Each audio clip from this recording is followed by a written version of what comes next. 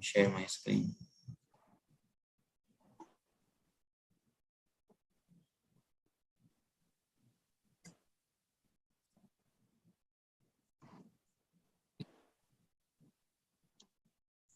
So good morning, all of you. And in this today's fellows teaching program, we are going to discuss treatment principles of DDH in walking age. We have discussed already the DDH treatment in infancy, and followed by Dr. Salil Upasni talking about medial open reduction and their principles of treatment in young children with DDH. And today we are going to discuss DDH in walking age. Now, walking age is more than 12 months. And why this needs a special emphasis is because highest remodeling of acetabulum or hip joint can happen before 12 months. There are a lot of scientific studies. And so we should try to catch them early and treat them early, because by treating them before 12 months, there are very high chance that we can give them normal hips. And the chances of hip development reduces as the age advances, and chances of AVN increases as the age advances for the treatment. And so there are some smaller countries, European countries like Austria, where Dr. Graf belonged. There is no incidence of DDH after 12 months because of universal screening. They catch them pretty early in the course. That, with the help of POSI and this radiologies and IAP, we are also trying to reduce the incidence when the child present to us for the first time for DDH treatment. Unfortunately, 70% of DDH in India today are detected in walking age, and we are trying to reduce this incidence. So let's learn this topic case by case. And this is 20 months old female. You can see she presented with limp while walking. One limb is shorter than the other, and she had positive telescopy. So can someone read this X-ray for me? Chinmay, can you try it? What do you see in this X-ray? Yes, sir. In the AP, we can see starting from the below, there is a break in Shenton line. There is a superolateral dislocation of the femoral head with a steep acetabulum. And I assume there is a steep acetabulum index also. As the hip is not inside since so many days, there is no secondary ossification center developed. Right. So I agree with you. Like there is no ossification of the cartilage, because the ossification needs weight bearing. Other thing is there is no pseudoacetabulum formation yet. Yes. And so this is not extremely high riding dislocation. And at 20 months, how would you proceed? What would you try first in this case?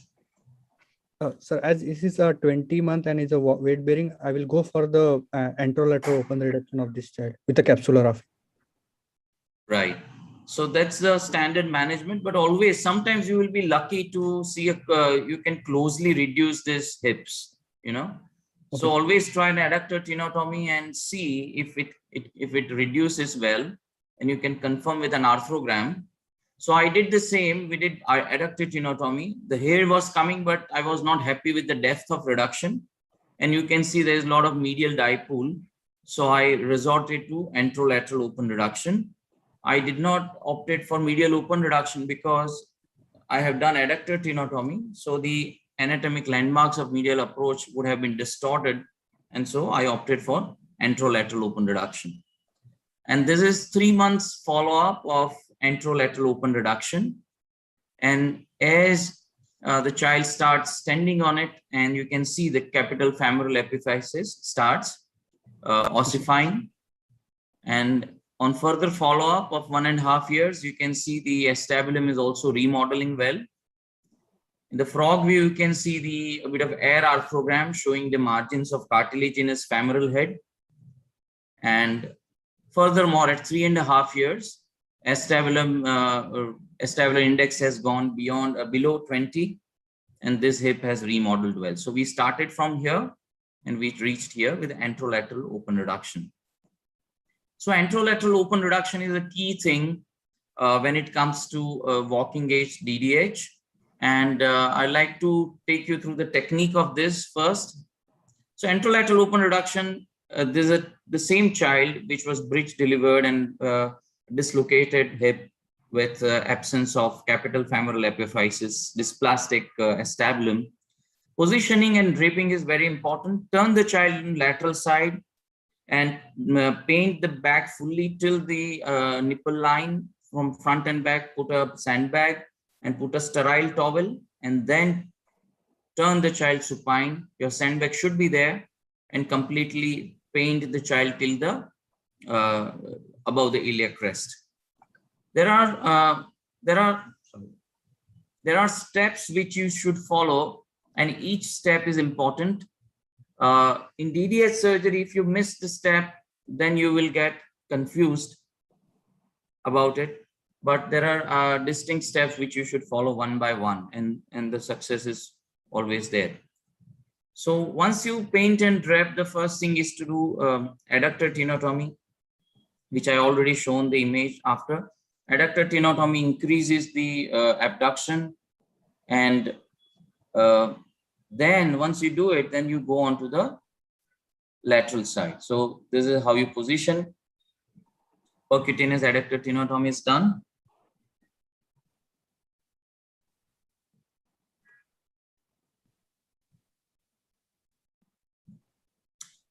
Then comes the begin incision. The landmarks are, this is anterior superior spine in the iliac crest.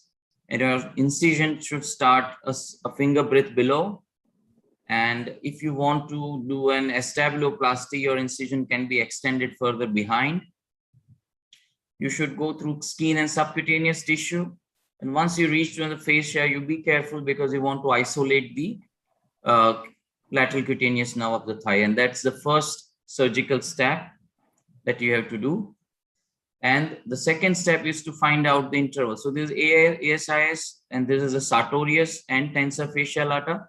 Lateral cutaneous nerve lies on the sartorius, and go bit distal in the plane between sartorius and tensor fascia lata. There will be an alveolar plane or fat pad through which you can separate this plane, and beneath that you will find straight head of rectus femoris, which is the second step. It would be surrounded by fat and a small vessel, you might have to cauterize it. Once you have separated, and I take stay suture with ethylone because I want to cut it below near the anterior spine, and then I want to resuture it at the end of surgery. So it's wise to take the stay suture so that you don't have to spend time later on to find that out. Okay, and then you go on the iliac crest. Now you should mark the iliac crest and sharply incise in the center with a cautery. Take off the external obliques. Now there is a trick. There's very easy that you may go on one or the other side on the iliac crest. So the trick is you use your forceps, and with the two prong of the forceps, you make sure you are in the center of your crest. Otherwise, it is very easy to slide on one side of the crest, and your iliac crest separation will not be equal. And at times, if you are in the not in center and periphery, it would bleed unnecessarily. Now you take your periosteum and lift the outer table, and take a mop so that hemostasis is there. You have to pack this area because there are some vessels, nutritional vessels coming out from here, and go right up to the outer margin of the superior acetabular area. Now comes the very important sartorius attachment from the outer crest. So once you have peeled off the outer table with the periosteum, you should put your mixture underneath the sartorius and attachment with the anterior part of the iliac crest, and cut it sharply. And once you cut it, you will see the rectus tendon underneath that. And now it's time to cut the straight head of rectus femoris. So this is the third step. And you have to keep the stump of rectus, because if you have to do acetabular-plasty, the entry of your osteotome should be from the anterior, just above the anterior inferior leg spine, and that at that point your rectus stump can help you from where you have to start. The next step is, the fourth step is to find out the iliopsoas tendon above the brim. So you can go through the fascia of this external oblique, or you can go over the brim. And the key step while you do the psoas stenotomy, you have to make sure this is not a femoral nerve. The ways how we can check it is, the femoral nerve is always have vena comitans over it, and there is no muscle attachment above and below. So when you are starting your practice, make sure 2-3 times that you are cutting the psoas tendon only. The psoas tendon would have some muscle attachment proximally that will differentiate it from the nerve, and it would not have vena comitans. Other thing is, you put your mixture and pull that psoas tendon, and you will see the hip is flexing, and that will also confirm that that is not a femoral nerve. So that is very important. In my early practice, I have done some mischiefs in my practice, So once you do the hip, the iliopsoas release, all the external obstacles of reduction has been gone off, and then you expose the capsule. So earlier on, you first expose the antero-lateral capsule. Now, to expose the anterolateral capsule or superior capsule, you have to find out plane between capsule and gluteus minimus insertion, because gluteus minimus inserts there. With an artery and a sharp dissection, you can go through that interval, and you may either cauterize or sharply cut the gluteus minimus insertion right up to the posterior edge of the capsule, and that will give you a nice view of the antero-superior capsule. And once you take this reflected head of rectus off the capsule, then comes the dissection of the anteromedial capsule. Now, in this video, I have not shown, but anteromedial capsule, your assistant should use a long Langenbeck and lift the anterior structures, namely the iliopsoas muscle and the femoral vascular neurovascular bundle. And what is the end point of medial dissection? That is very important. So I always make my fellows touch the pubis. So you should be able to feel the pubis with your finger, and that is the end point of the medial capsular exposure. And sufficient medial exposure is important to have nice reduction, because if you fail to open the medial side well, then you will see that capsular flap comes in your way of your reduction. Okay. So now I'm doing a horizontal cut. Here, once you cut the capsule, put your dura underneath so that you are not damaging the cartilage of the femoral head. And then I will make a vertical cut to make it a T cut in the capsule. This is a very important step, because this capsular flaps you have to tie for capsular affilator. So this is how this capsule will open. The top is a horizontal limb and 2 vertical limbs, which I'll take a stay suture. Unfortunately, in this child, it did not have ligamentum teres. But otherwise, the first thing which will pop out is ligamentum teres, and it will guide you to the true acetabulum. So when the ligamentum teres is absent, you have to be very careful, because you should not reduce the hip in pseudoacetabulum, but the true acetabulum. So this is how the head would look like. Now you have to clear the intra-articular obstacles, the pulvinar and the transverse acetabular ligament. So I use a long disc forceps because it's a very deep structure, and the pulvinar can be taken off. So the superior flap is raised, and now you can see the acetabulum is full of fatty tissue. There's fibrofatty pulvinar. Sometimes you might need to use a sharp instrument to separate them, and then take it out with a long artery or a disc forceps. And then you can see the tight transverse acetabulum ligament. Many a times you may not be able to see, but you can feel it. and cut the transverse acetabular ligament on the lateral side and not on medial side, because on medial side a branch of lateral circumflex vessel is there. So cut it on the lateral side. And once you clear it, you can see acetabulum nicely. That's a superior fold of capsule, transverse limb.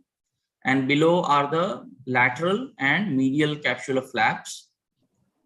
And there's a labrum. So once you have exposed and you are confident, you try a gentle reduction of the joint. It should not be very forceful. Gently give traction and internally rotate. And you will see that hip is reducing well. Once it is reduced, you check the reduction through range of motion, or you what is known as do the stability test. Check the range and stability throughout the flexion and extension, abduction, adduction, and rotations. If in human position, the hip remains stable, meaning that in normal extension and a minimal internal rotation abduction, if it remains stable, then you don't need to add any femoral acetabular procedure, and you just do the capsulography. Now, capsulography is very important when you're doing isolated open reduction.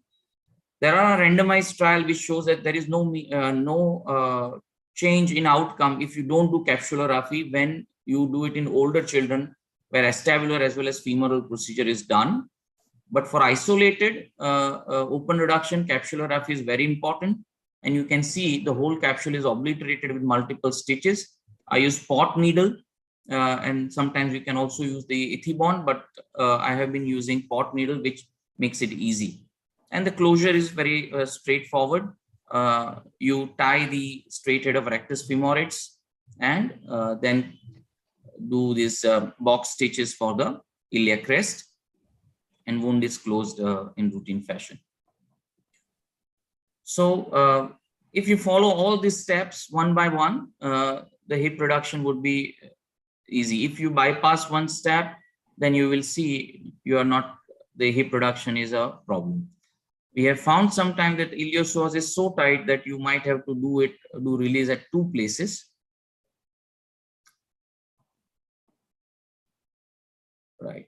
And the hip application of hip spica, the design of hip spica table, they all are there on our YouTube channel. How to apply hip spica, the role of hip spica stroller, that you can have a look at on our YouTube channel.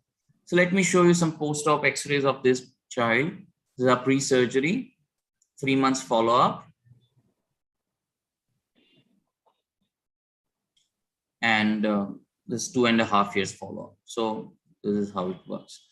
Now, the question is acetabular procedure required every time after open reduction? So that's a key question, because Robert Salter's basic research suggested that the acetabular remodeling is very slow after 18 months. So they recommended innominate osteotomy after open reduction in children more than 18 months. But there are furthermore studies which shows, like one from Stuart Weinstein, which was published in JBJS 2006. They found that those patients who undergone closed reduction or enterolateral open reduction, 65% of them, they ended up in severe grade 1 and 2, meaning that they remodeled well. And only 35% who were not intervened in terms of any acetabular procedure later on ended up into grade 3 or 4.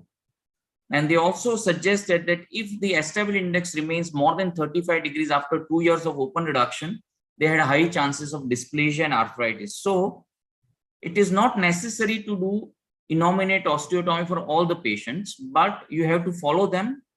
And if their acetabular index does not resolve by the age of 3.5, 4, you have to add the acetabulioplasty. Let's take an example. This 2-year-old child, right dysplasia and left dislocation. I did the right side adductor release and on left side enterolateral open reduction. This is 1 year post-op. You can see there's some coxa magna on left side, signs of AVN. And I waited for 3.5 years. The left side acetabulum was coming down a bit, but on the right side was fairly dysplastic. And we added Degas Establioplasty. And this is 7 years follow-up. So you can see that on right side, the acetabulum has very well developed. I had questions in my mind that should I have added acetabulioplasty on left side as well. But that 7 years child has good range and maintained Shenton's arc. So I'm waiting for secondary established centers to make a congruent hip, or otherwise this child would need some procedure in adolescence.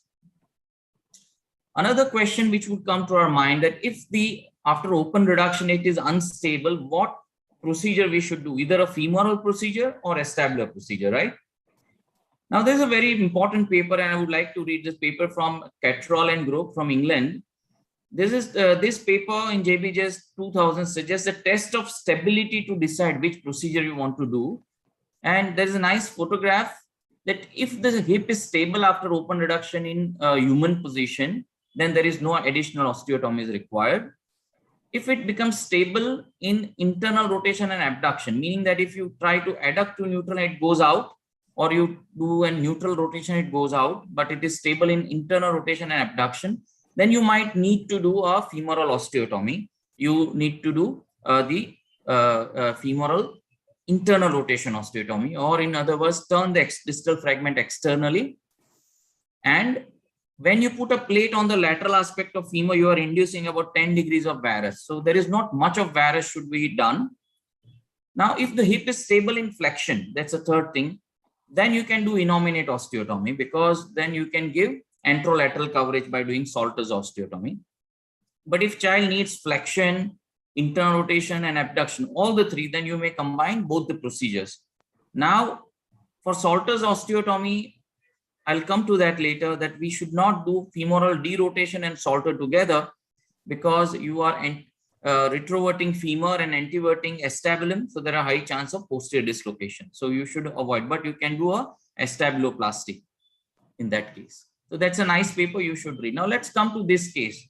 Sheenam, can you read this for me? This is 2.5-year-old, and how this child is different than the previous one. So there is broken Shenton's arc.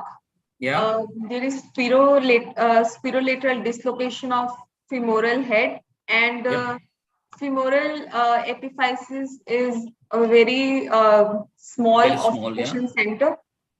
And yeah, that's absolutely right. Shalin, you want to add anything to what Sheenam has observed? Shalin or Abhilash? The acetabulum looks very shallow in this case. Exactly. Acetabulum is very steep, and there's severe acetabular dysplasia. Dysplasia persistent, yes, sir.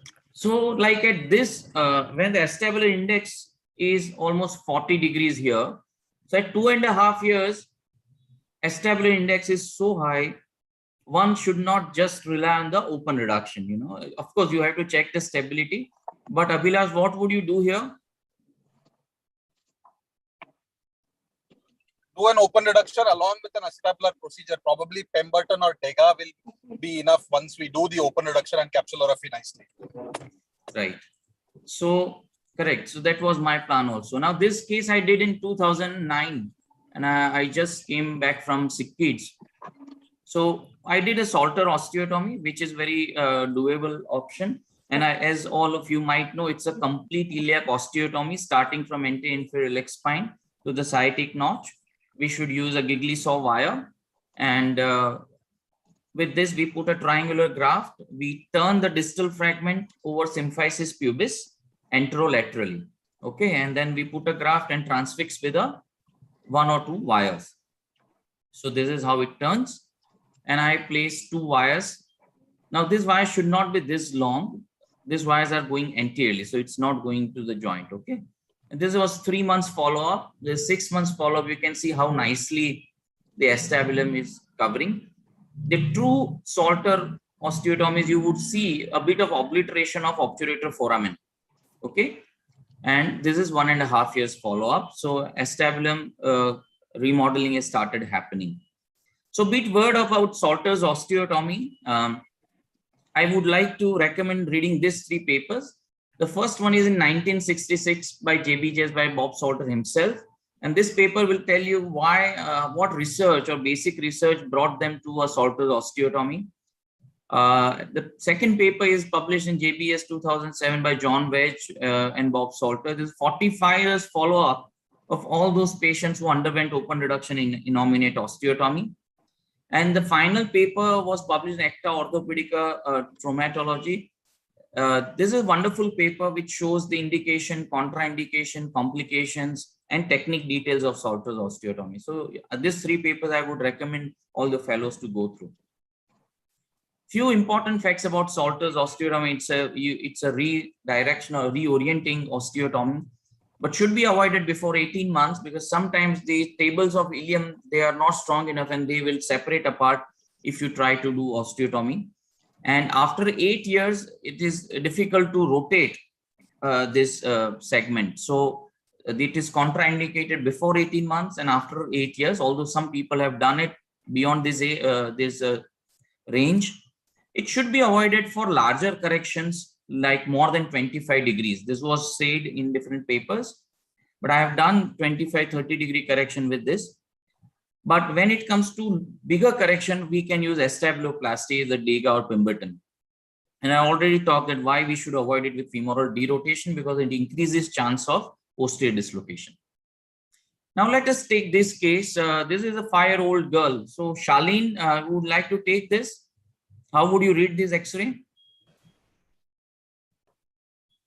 So Or Chinmay? again, Yeah, there is Charlene, a are you broken, there? yes, sir. There is proximal-superior migration of the right femoral head with broken Shenton's arc, and there is a formation of a pseudo-acetabulum also at Right. where the head is articulating with the pelvis. And Yes. again, there is a smaller femoral capital epiphysis. And how would you, you mentioned the high dislocation. How would you define a high dislocation? And does anyone know the definition of high dislocation?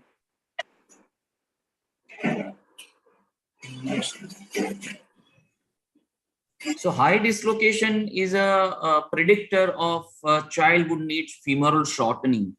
Now, Budbhav Shankar has shared what is high dislocation. What do is they draw a Hilgen-Rayner's line through the triradiate cartilage, and they measure the distance between the H point on the metaphysis and the Hilgen-Rayner's line. Now, if this vertical distance is more than 30% of the distance between 2 medial point of triradiate cartilage, so they also draw a line from here and here.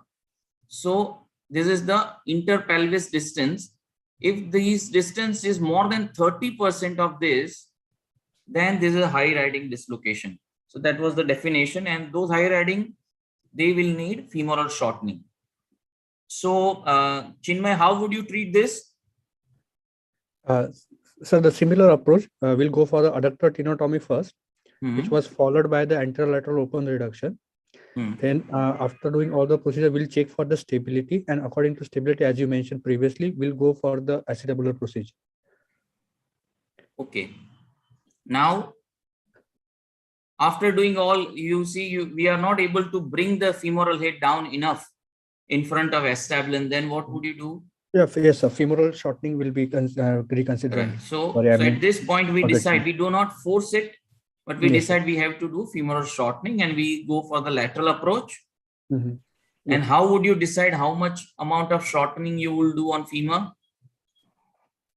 I will do a first transverse cut, sir, in the proximal femur, and once it gets reduced, the overriding of the proximal and distal fragment will decide how much will be cut. So intraoperatively, we have to decide what is the amount of overlap.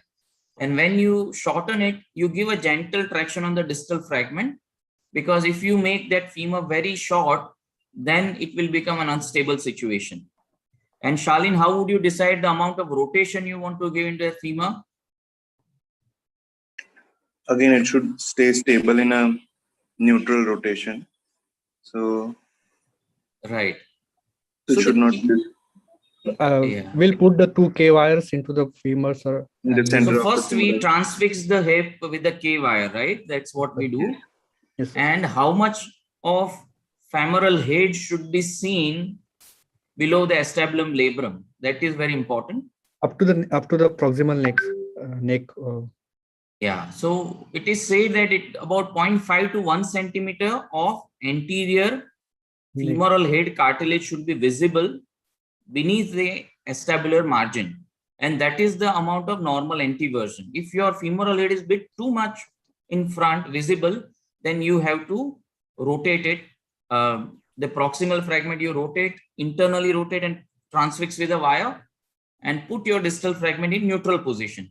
So that is how you fix the rotation, right? So 0.5 to 1 centimeter of cartilage of femoral head should be seen. So this is what we performed, as you said, single stage open reduction, femoral shortening and derotation, and Degas Establioplasty. So that is the standard management of DDH in a 5 years old. Now Degas Establioplasty, there are a lot of confusion about terminologies between Degas and Pemberton, and what is primary Degas or what is secondary Degas.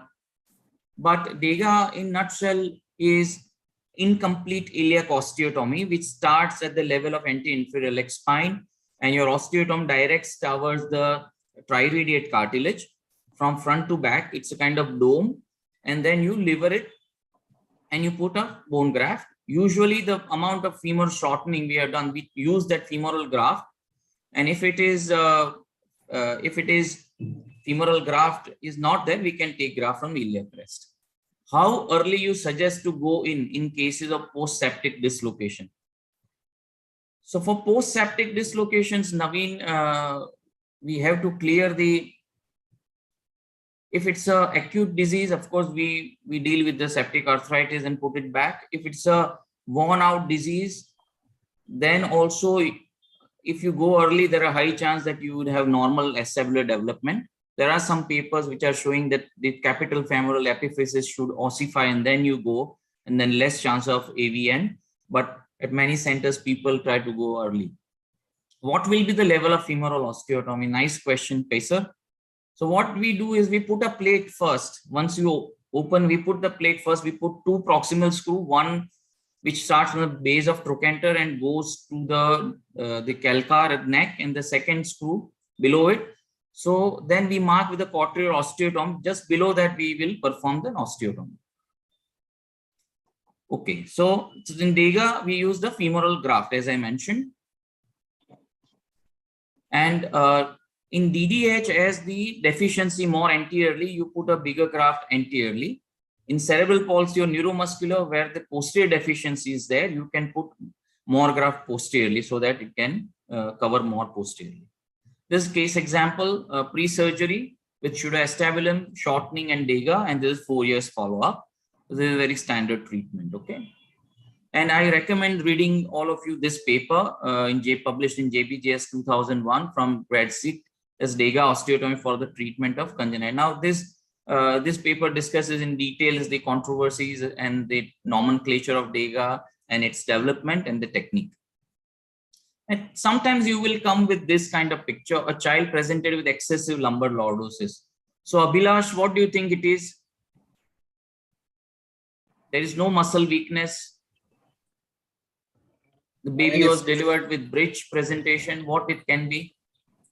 Bilateral DDH, or maybe a spine deformity that we are dealing with, congenital lumbar kyphosis or something like that, sir. Yes, if correct. the spine So was normal, this, then it's a problem. yeah, so everything else, neuromuscular thing is normal, bridge delivery, and this is a bilateral DDH. So this is the X-ray, and you can see now this is a very steep acetabulum. Again, you know what this is termed as a bicompartmentalized acetabulum. There is a true acetabulum and there is a pseudoacetabulum. And these are the cases where the acetabulioplasty or a Pemberton or Degas is required, again, along with the shortening. So that's what we did: bilateral femoral shortening, derotation, and Degas, and child did well thereafter. So their lordosis disappears in about 6 months to a year. I operate these children at the interval of 6 months, and at 6 months interval, they are fine. They don't. There are centers where they do it bilateral together, but you can do sequentially as well. Now let us see. This is a neglected DDH in an 8 years old boy. So when you are dealing with older children, sometimes, you know, I do CT scan, because the longer time the acetabulum, the femoral head has remained outside the acetabulum may get contracted, or it may remain narrower. Now you can see the volume of acetabulum on the non-affected side here and the affected side. So it is very important to see the size of acetabulum, and it is also wise at times to do the 3D printing in these patients to make sure that the femoral head size, if not very large, to get accommodated in the acetabulum. Because these hips are lying at the separate level, so you have to check the size of femoral head and the acetabulum before you start treatment, because sometimes otherwise you will not be able to reduce them nicely. So the same strategy, we used it, shortening of femur and Degas Establioplasty, and that child did well. Now, this adolescent girl came with a neglected bilateral DDH, and she is more concerned with the cosmesis. She has very prominent buttocks, increased lordosis and protuberant abdomen, and now they want it get corrected. So, yeah, Shaleen, how would you treat this? What would you do this to a 16 years old girl with bilateral hip dislocation? You just will not attempt a reduction now for especially a bilateral case, and Right. refer to a total hip replacement. Not necessarily total hip replacement, If but at least we should not offer them hip reduction. Some of these hips which do not have pseudoacetabulum formation, they may remain pain-free for lifelong, you know. If there is pseudoacetabulum formation, then they may develop arthritic changes and pain, but those without pseudoacetabulum, they may remain pain-free. So the key thing is, for age beyond 8 to 10 years, bilateral dislocation, it's not wise to attempt reduction, because there is chance that you may make them stiffer. So coming to the final, do not touch, that's the message. So let's summarize this talk and our approach to DDH. It is a very important slide for all the fellows, that there are different age groups. You know, I divide the treatment strategy based on the treatment age groups. That for first 6 months, we all know that we can deal with Paulic harness. If we fail to get correction with Paulic harness, we can attempt a closed reduction as early as possible. Between 6 and 18 months, one should try closed reduction and check the reduction with arthrogram. And if it is not satisfactory, it is not deep enough, one can go for a medial or anterolateral open reduction between 6 and 18 months. From 1.5 to 2 years, usually close reduction is difficult, but if you are lucky, or some children with hyperlaxity, you may get a good close reduction. But in most of the times, you might need open reduction. Usually till the age of 2.5 years, dislocations are not very high riding, and you may get away without doing femoral procedure. But you must do the stability test, and you may add any acetabular or femoral procedure if it is an unstable reduction. Between 2.5 and 8 years, you have to do full Monty, because the remodeling potential of the hip is very less. You have to do femoral shortening, derotation, osteotomy with or without acetabulioplasty. And more than 8 years, unilateral. Yes, in experienced hand, if you want to do unilateral hip dislocation till the age of 10 years, you should have done at least 25 open reductions, because these are very difficult, challenging cases, and that might need a bit of experience, and they may end up into stiffness also. For bilateral, after 8 years, I do not try to reduce them, because there are high chance that we may make them worse. So this, in nutshell, is the approach to the DDH patients. I hope you all like the approach as well as the video. So thank you. And this is my photograph, young Maulin Shah with Bob Salter before 16 years. We were fortunate to have Wednesday meetings with Bob Salter And at the age of 84, he was very enthusiastic and keen on teaching us. Right. So I think let's finish talk here, and Sheenam, we can take questions if we have. Sir, there are two more questions. First is how to manage when there is a size mismatch of head and acetabulum, especially in late presentation of septic dislocation. Yeah, so that's very true.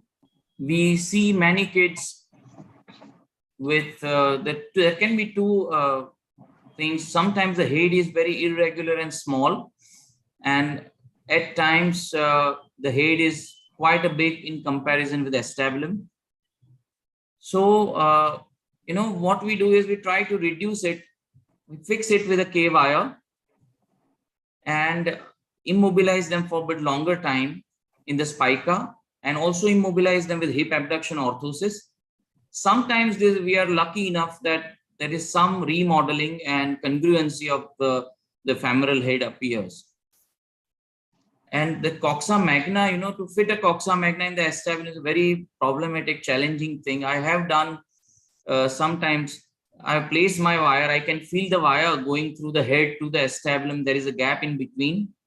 But I have not done anything primarily to increase the volume of acetabulum, like doing a shelf at that point, but we'll just transfix and see what happens then. Next question is maximum age you did surgery in the cases of DDH. So as I mentioned, you know, our kids teaching was that you should not reduce the hip after 8 years. But when I came back to India, we saw many neglected ones. So I have done the highest age where I did reduction is 11 years in a unilateral dislocation. But for bilateral, I still, after 8 years, if there is bilateral dislocation, I don't operate upon them. Next question is, what do you prefer between Degas and Pemberton osteotomy? I do Degas most of the times, and in Degas, especially for DDH, you know, although in this technique they have mentioned that you cut only the outer cortex, but with a nibbler or a ronger, I will cut the anterior cortex above the anterior inferior leg spine, and that gives a good anterior coverage. So my fellows would have seen that. So I prefer Degas, you know. Okay. Next question is, in femoral shortening osteotomy, do we need varus long with rotation? Yeah, so usually varus is not required, because when we put a straight plate on the proximal femur, it gives about 10 degrees of varus, you know. If you need a lot of varus to make the hips stable, then you have to couple, you also have to do the innominate osteotomy or Degas, because a lot of proximal femoral varus means that one reason can be you have not opened the hip enough, you have not opened the medial capsule enough, and if there is inadequate opening, then you try to abduct the hip so that it is pushed inside. So if you need lot of varus, then first check that your medial capsular opening is okay or not. I have never required to give varus more than 10-15 degrees, you know, and if I have to give more varus, then I would do a kind of super containment, would do acetabular procedure also. So varus is 10 degrees with once we put the plate is 10 to 15, not more than that. Next question is, have you seen children having caput valga in follow-up, and how to manage it?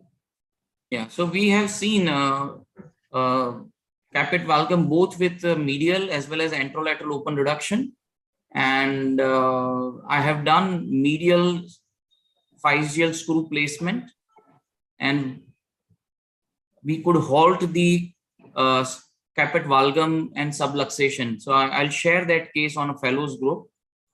So I have done in 2-3 cases. In one patient, we have enough follow-up and to show that we could halt the further lateral subluxation. So that is seen, yes. And you can put a medial screw. That's a technique described by Ian Rode and group from Melbourne. That paper we can share with you. Last question is role of temporary K-wire from head to acetabulum to help in reduction. Yeah, so although there is a lot of recommendation about that the stability should be there intraoperatively by proper positioning of the bone fragments in front of each other, we see many neglected DDHs, and we see some sort of unreliable patients also, and put a K-wire. Now, I was just reading the latest literature and found there is a randomized controlled trial from, I think from Egypt in International Orthopaedics, where they have randomized the 16 patients were fixed with a wire and 16 patients were not fixed, and they followed them up for a long time, and they found there is no difference in the outcome. So these patients, they end up into severe grade 1 or 2, irrespective whether they used K-wire or not.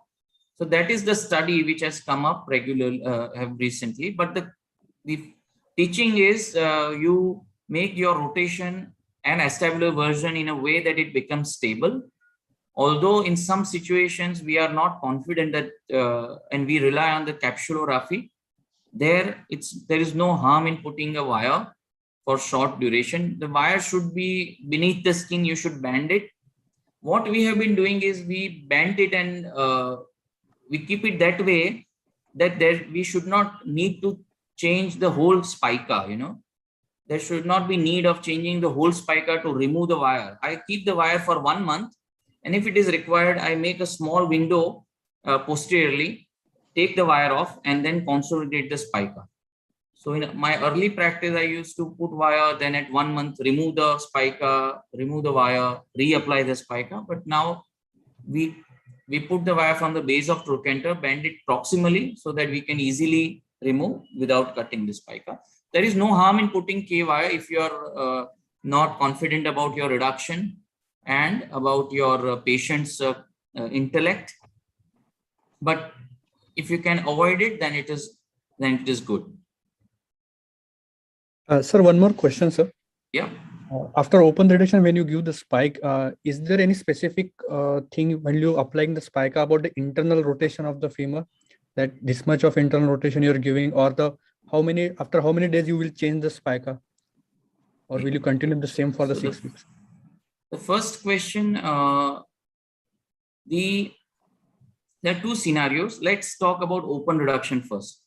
So if we have done only enterolateral open reduction in capsulography, and you have seen that in what we do is, once we do capsulography, we check the stability in extension and in neutral rotation. And most of the times after capsulography, this remains stable. It doesn't dislocate.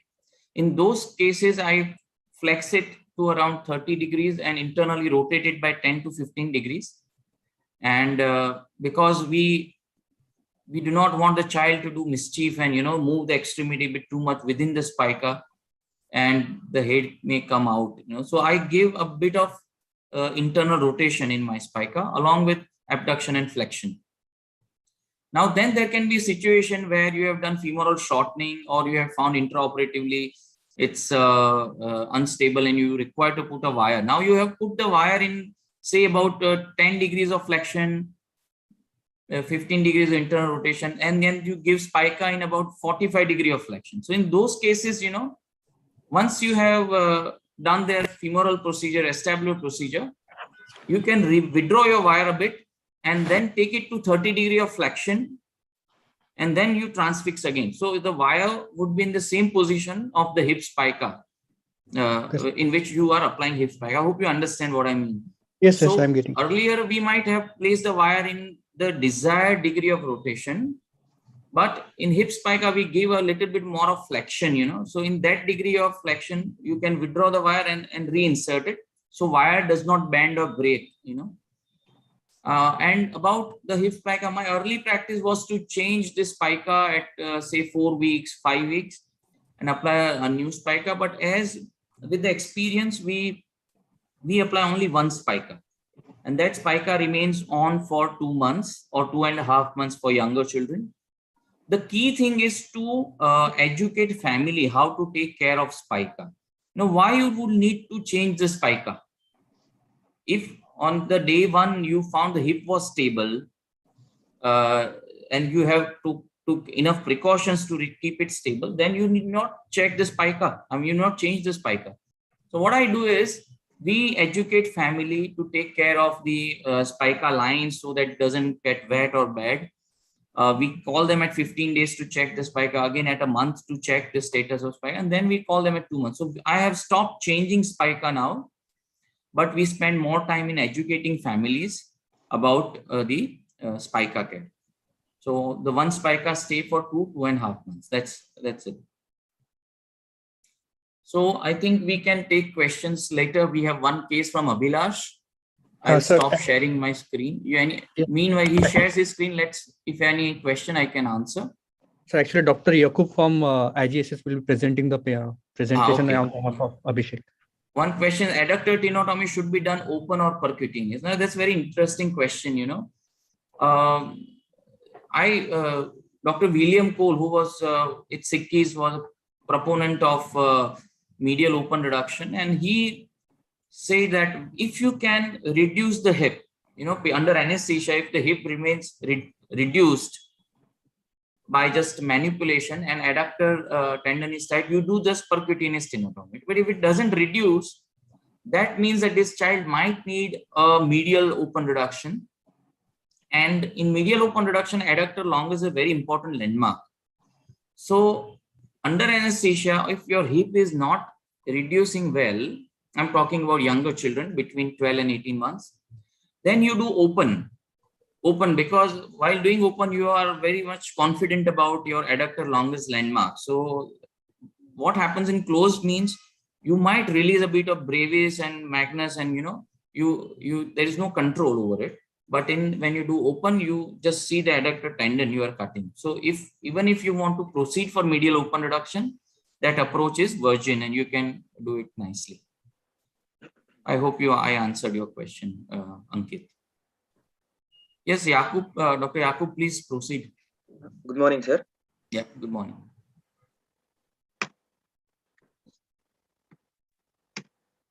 Sir, this is a case of 2-year-old female child who came to our OPD with a waddling gait.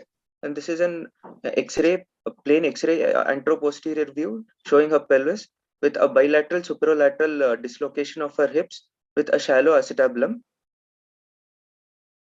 Sir, initially a closed reduction of the hips was possible, but since the child was walking, we had planned for an open reduction and was put upon a hip spica with satisfactory reduction. Now, can you stop there? Can you go back? The one history which I would like to know, was there any history of NICU admission or neonatal sepsis or anything? No, sir, no such history, sir. No signs of infection. So let's look at the X-ray again. Can you go back to preoperative X-ray? So we can see here that the capital femoral epiphysis has appeared. So the hip is probably bearing weight through the pseudoacetabular. Yes, sir. And you can see that the femoral head looks vertical. So that suggests that there is significant degrees of femoral anteversion. Yes, So yes. there's those two factors, along with an acetabulum is dysplastic. When we see a post-septic dislocation, acetabulum is normal looking. So this fits more with the DDH rather than post-septic dislocation. And go to, you have done close reduction? Yes, sir. We attempted close reduction, sir, but since the child was weight bearing, we thought of reducing it open and to remove all the obstructive tissue and put And it how on was the stability of hips after close reduction? Were sir, they stable or were not? So the stability was not that satisfactory, sir. Okay, fine. Okay. So post 6 weeks, the spica was removed and again the stability was checked under Shyam, and with satisfactory stability, the child was converted to a Petri cast, sir. Okay. And after 12 weeks, the Petri cast was removed and the child was put upon an abduction brace. And this was the X-ray after 12 weeks, showing good reduction with the development of the capital epiphysis. And the acetabulum also looks developed with a normal level of acetabular index.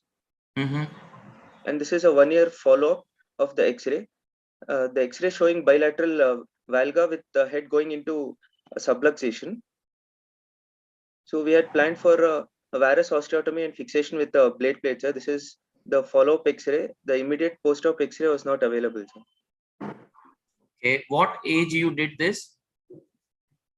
So this was at 3 years of age, sir. So at the age of 3 years, you did varus osteotomy. Yes, sir. Okay. No. This was done at almost 6 to 7 years. Because this looks pretty old. I mean, advanced age. Actually, we don't have the X-ray of the uncovering of the lateral femoral head. You know, that X-ray is not available. Yeah, I know they are subluxating laterally. Yeah. So Rudra, I have done this medial screw placement in 2 cases, and I'll share one. There is halting of the subluxation, and what happens is that the lateral acetabular cartilage keeps on growing, and so we can avoid, the osteotomy. The problem is only 2 or at the most 3 threads would go in the medial physis. The medial physis, as you can see, is the epiphysis is very small over that physis, and you have to be in the center on the lateral view, but it has worked. Now my question to you, Rudra, is this your routine practice to change the hip spica to petri cast after a month, or this was done for this child? No, it's a regular practice. In my books, it is always 6 weeks I take the child, basically with the intention to just check the stability, how stable is the hip, and it gives me an opportunity to examine the hip under anesthesia.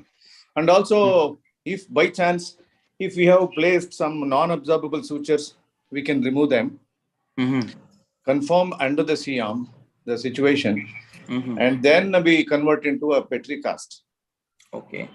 Have you ever experienced, even with the petri cast, child might do more abduction on one side and then might adduct the hip. So have you experienced a dislocation after changing to petri cast anytime in your practice? No, this is especially in very smaller babies, Okay. Less than 1 year probably. There we have come across, sometimes the hip is not so stable. Then we put them back in a spica. But these are all walking children, children. And I feel it's really difficult for the parents to maintain for a longer time continuously. And also, they'll also feel some kind of issues like itching, and child is not comfortable. And by chance, if there is some soakage of the urine or sweat, we come across so many other things, like people have put some coins, pencils inside, in spite of educating. So these are the things. That's right. So we should, just a moment, I'll put my charging cable.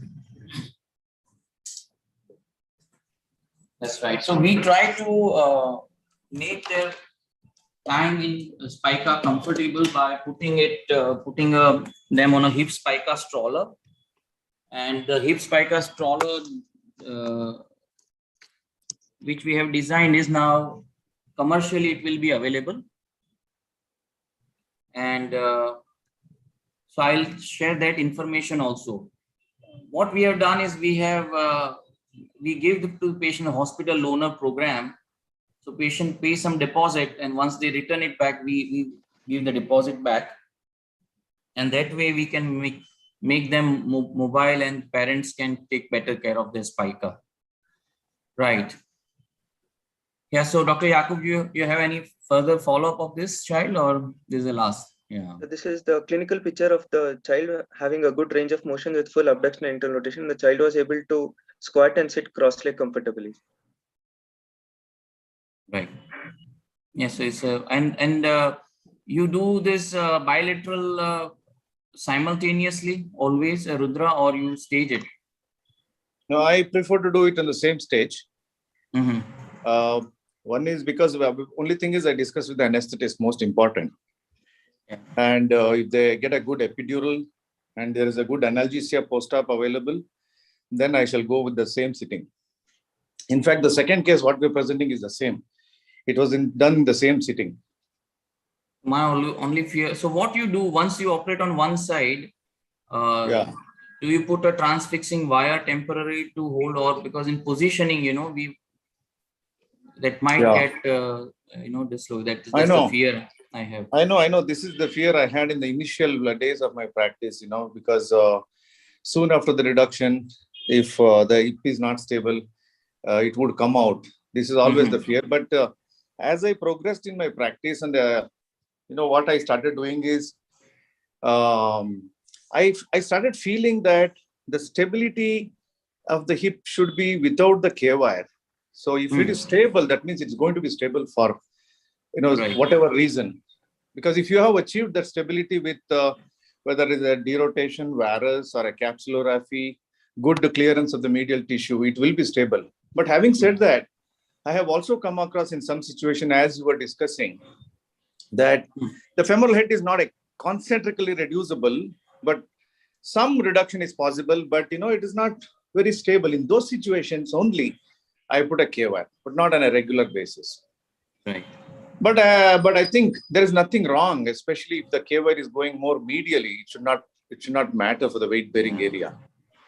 Yeah. So some authors have done a randomized trial. I just came across that paper yesterday, and they have shown long-term follow-up. There's no difference in the outcome, even if you use K-wire. It was very strictly criticized at sick kids. When we put a K-wire, they said that the child can move by 10 degrees within the spica, and with this 10 degree of global movement will lead to a big crater in the femoral head, and that would lead to arthritic changes later on. So that was they were focusing more on the intraoperative stability without wire fixation. But I have seen Dr. Johari sir in his practice.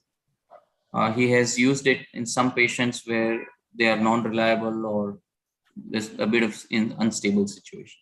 Yeah, let's take the second case quickly. Okay. So this is an 8-year-old girl with complaints of pain in her lateral aspect of left thigh on and off since 4 months, and the pain was exaggerated on physical activities. And the patient had a history of open reduction and acetabuloplasty of the left hip at the age of 4 years. So this is an X-ray presentation, plain radiograph of pelvis with both hips showing a superolateral subluxation of the left hip with an acetabular index of 45 degrees on the left and 25 degrees on the right. So the child was operated with open reduction and an acetabuloplasty, and this is a post-operative radiograph where the femur head was well contained in the acetabulum.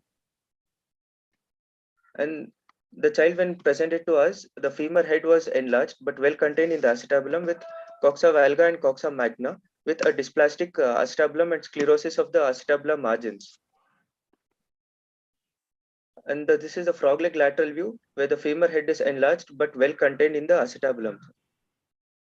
So the current problem statement is there is a residual dysplasia and there are the head changes, and the plan of treatment should be discussed. Yeah, so we see many now. There is a subcapital coxa valga with a bit of uncoverage here. Yes. But Shenton's arc is well maintained, and I'm sure that rotation would also have maintained well. So Rudra, you can try this medial epiphyseodesis in this case, and you may get away. Otherwise, you would need a kind of triple or periacetabular osteotomy to cover this. But yes, I would try to put a medial epiphysis screw. Okay. And that will probably halt, if not correct. We have experienced that some of this subcapital coxa valga got corrected with the lateral growth. But if it is halting and acetabulum keeps on covering it, then you may avoid any future surgeries. Okay. And virus at the age of 8 years, then that might give a child bit of shortening and lurch, abductor weakness. Yes. So it's this putting a screw in the medial physis seems to be a better option. Okay. Yeah. You mean putting the screw on the medial side? Yes. So we see that the physis is now is in the reverse direction. In the normal side, the lateral physis is up, And here the lateral physis is down. So there is more growth from medial side compared to lateral. So this child has AVN, a part of AVN, that coxa magna, and the subcapital coxa valga. The reduction is fine, but because of subcapital coxa valga, the femoral head looks more uncovered. So you can put a screw starting from below the trochanter to the medial physis, and this will stop the medial physis to grow, and the lateral physis would grow, or it will halt this at this point. And in the adolescence, child would have secondary acetabular centers, and the child may not require any procedure in future. So that is one. The other thing which is alarming here is the triradiate cartilage is widened compared to the opposite side. And when we see the white triradiate, the teardrop, sorry, not triradiate, the white teardrop, then it means that it is more loading on the lateral side than the medial side. But I would try to do a simpler procedure at this point, and the child might need, if it keeps on remaining uncovered, that might need an acetabular, triple, or periacetabular osteotomy later. Siddhanshu says any shelf can be done at this point. Shelf can be done. I've never done shelf for DDH cases. Have done for Perthes, but if the rotations are fine and we can do shelf to cover it. What is your experience of shelf? Have you done, Rudra, shelf for DDHs? Coxa magna DDH? No. I definitely don't do for DDH. What I've done is only for the cerebral palsy children. Even Perthes also I reserve it. But cerebral palsy, we have done quite a bit of shelf. And this case, there is, if you see that there is a lot of dysplasia from the acetabulum. Yeah. So, I mean, what is the upper limit for your epiphysiodesis, what you're mentioning? Is there any, because she's already 8-year-old and so we need I have some done, growth. The cases which we have done was 7 years old and 6 years old. The one I did with Prasad, and there is a big series of Ian Road, and they have done it up to 9 years, I think. So you can see, I'll share that paper with you, because by trying to do something now, like doing something on the acetabular side, that might induce impingement. Do femoral side, you induce shortening and lurch. So and still the secondary lateral acetabular centers are there. Some of them they remodel very well, they cover very well. The second, that which comes in adolescent around 10-11 years. If child is asymptomatic, you can see there is a sentence arc is intact, rotations are fine, no pain, then my approach would be a bit simpler than doing a heroic acetabular procedures now. But we should keep them in follow-up. If they start deteriorating, they deteriorate very fast. So we can explain that if child starts experiencing pain, then we will go in and correct the acetabular coverage. And meanwhile, we'll do this medial epiphysiodesis. That would be my approach for this. I'll share you the paper and the results. Okay. Well, this child actually started developing pain on activities like playing and things like that. And then I discussed this with Dr. Prasad also. He was of the opinion that PAO was required. And then I think this child already had the surgery done, and she is in the post-op period after PAO.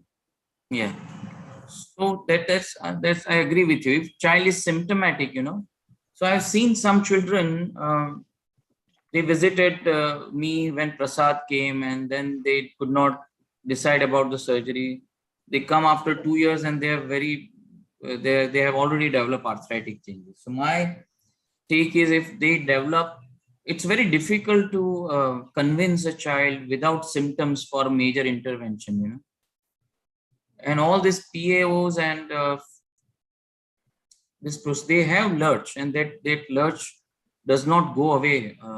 It remains there with them. So at times it's difficult to convince them how you can make a normal child better, like that. Yes, I would like to see the follow-up of this child, and I hope the child do well in long term. Yeah, I shall share that post-op X-ray sometime. Sure, sure. Right. So I think we shall conclude this meeting. Gaurav is busy, so he's not going to present his case. Thank you, everyone. And please, if you have any question, please you can inquire with Sheenam, and I'll try to answer those. Thank you very much for your time. Thank you, sir. Thank you, sir. Thank you, sir. It was a nice presentation. Thank you, sir. Thank you. It's good learning. Thank you. Take care, everyone. Bye-bye.